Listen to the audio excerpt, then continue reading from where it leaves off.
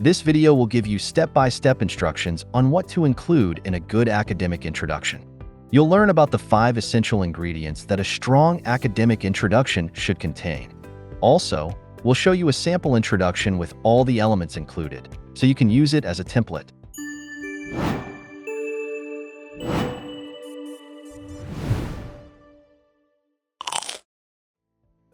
First, you need to write about the context or background of your topic. Here you can give a general overview of the current situation. Think, what is important for your reader to know? What ideas, theories, or specific studies are absolutely essential for your project and need to be introduced early on?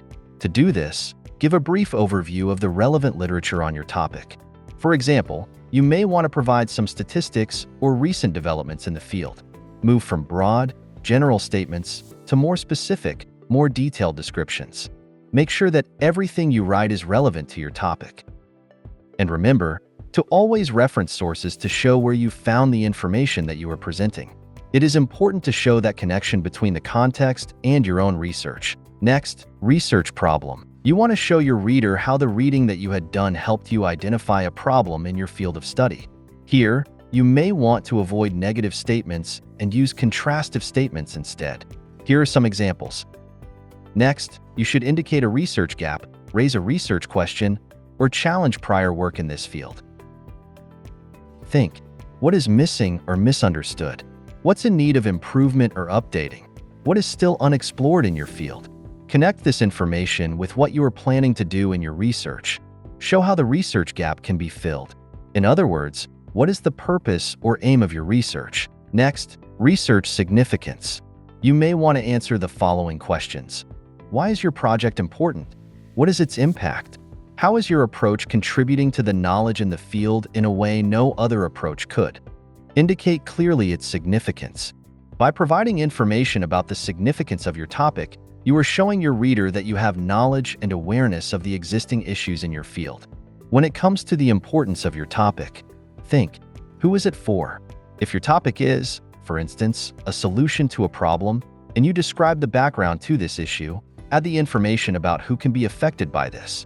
For example, it could be scientists, academics, or perhaps local residents. The same could be done when you're proposing a new development of a certain tool, device, or an app. Write down who it is for and who can benefit from this development.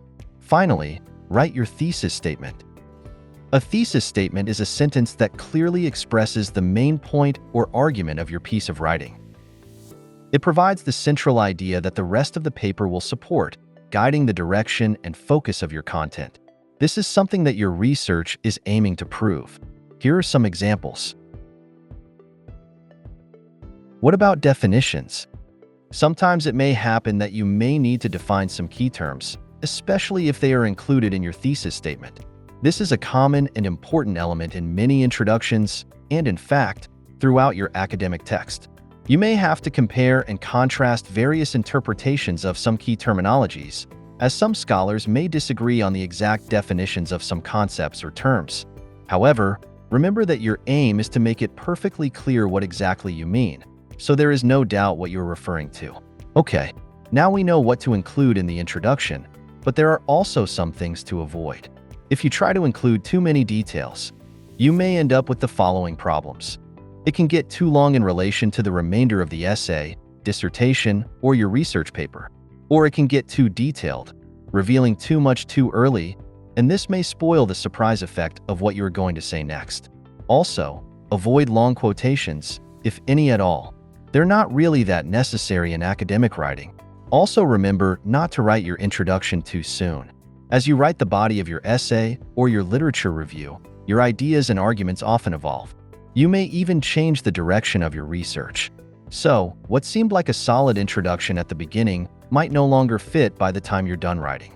You may need to rewrite it again, wasting your valuable time. So it is best to leave writing the introduction till the end. By waiting until the main content is fully developed, you can write an introduction that accurately sets the stage, shows the direction of your work, and effectively captures the reader's interest. How about verb tenses? Which one should you use? Use present perfect. To provide historical background, use present simple. to say what the study does and why it is important. Use present perfect to provide links between the present and the past. Now let's have a look at a sample introduction to see how everything works together. Here we can see 3 paragraphs divided by their functions. First, the context of the study. Second, a problem and a research gap. And finally, a plan for the actual research. Make sure your introduction contains these elements. To summarize, remember, your introduction should guide your reader into the topic while providing a roadmap of what's to come. Follow these steps, and you'll have an introduction that engages your reader and sets the stage for a great paper. So now you know how to write an introduction, but if academic writing is still a bit difficult for you, don't worry. This complete tutorial will definitely help you out. So watch this video next.